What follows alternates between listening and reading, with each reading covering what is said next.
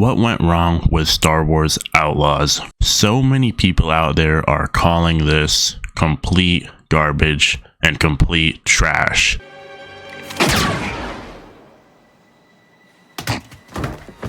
Now, I gotta be honest, I'm kind of in the minority of this community because I don't think this game is all that bad. And most of the hate just seems to be stemming from people that haven't played the game, which I don't understand. If you haven't played the game yourself, you really shouldn't hate on it. I mean, I guess you can. I guess you can see gameplay and such, but still, some games you have to actually play them to get a feel for what they're really like. We'll use the Force. That's not how the Force works. Anyways, let's go back to the negative feedback this game has been getting, and let's talk about why. Why is this game so hated on? My guess would be kind of the main concept of the game. I think people are expecting a lot more, but there's kind of a lack of freedom in this game. And that seems to be the biggest problem. And just for example, you can only ride around in one speeder. There's no other land vehicle you can use than a speeder. In Tatooine, you'll see the occasional chicken walker riding around, but you can't hijack it. You can literally only ride in one speeder, and that is your speeder. You can't steal anyone else's speeder. It's not like GTA where you pull them off and get on. No, you pretty much just hit a button that calls over your speeder, and you can only ride around with that one.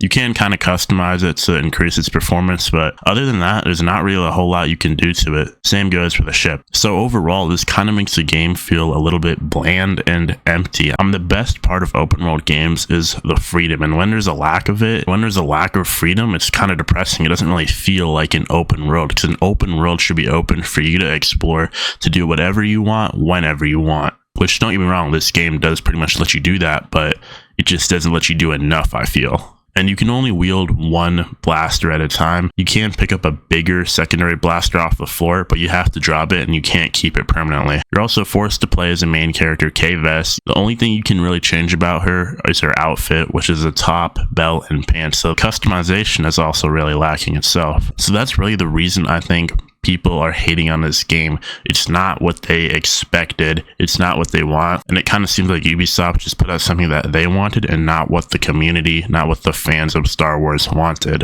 Now let's talk gameplay. The gameplay actually isn't that bad. I think it's kind of fluid. It feels nice to move around, but the combat is very repetitive. You only get one blaster and the stealth is pretty mediocre and doesn't really work well at all. The detection system isn't very layered like it is in, say, a game like Ghost Recon, where there's a meter that will show the level of detection, but this game is basically either they see you or they don't. The takedowns are actually kind of satisfying, but there's not really many animations. It's literally just K punching at a stormtrooper's helmet and not breaking your hand somehow. Although the visuals really kind of make up for it, because roaming around in this game at times is beautiful. Like the sun on Tatooine is amazing. I've seen a lot of people say that the game's graphics look like they're from a PS3, which really doesn't make sense at all. And that kind of confirms that a lot of people hating on this game have not played it, because if you have played it, you will see that the graphics in this game are absolutely amazing. And yes, in some cutscenes, the graphics look worse, and in some cutscenes, they look absolutely amazing. And I think that's just honestly Ubisoft rushing some of the scenes, which kind of shows that this game is somewhat unfinished in a way.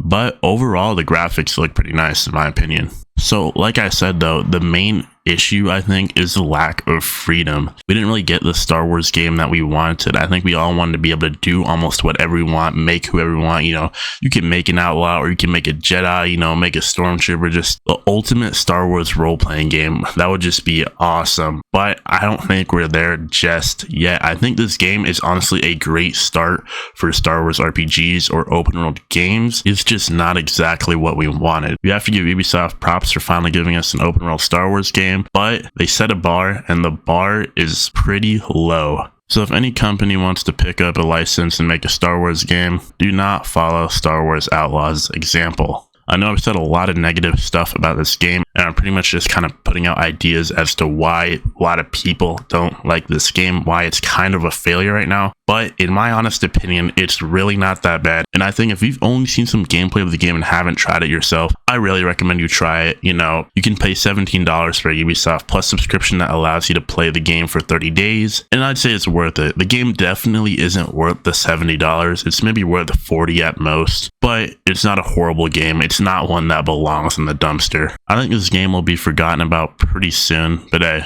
hopefully some company comes out there and makes the greatest open world Star Wars game ever. If you enjoyed the video, man, hit the like button, hit the subscribe button. I'll see you on the next one, man. Peace.